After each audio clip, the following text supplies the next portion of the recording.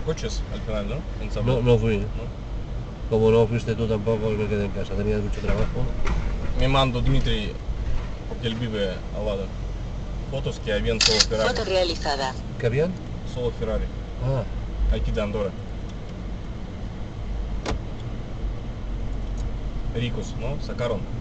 claro. Foto realizada. Dicen que este bar muy bueno. Sí, muy bueno. Muy bueno, ¿eh? Foto realizada. De tapas. Un andaluz, ¿no? Por la O derecha gallego. bien. Más bien, cuidado ahora.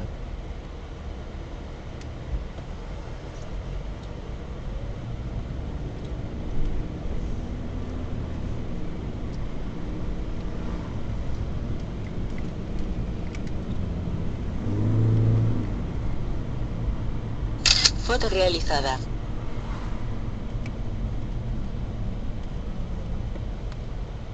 Foto Tiene realizada. mucha calidad esta foto, esta cámara, por lo que...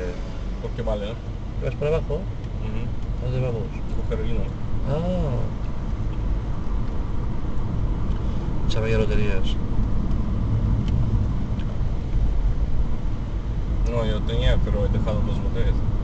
Hay que... Foto realizada. Foto Bueno, pero le realizada. vas a llevar las cajas a ella ya, ¿no?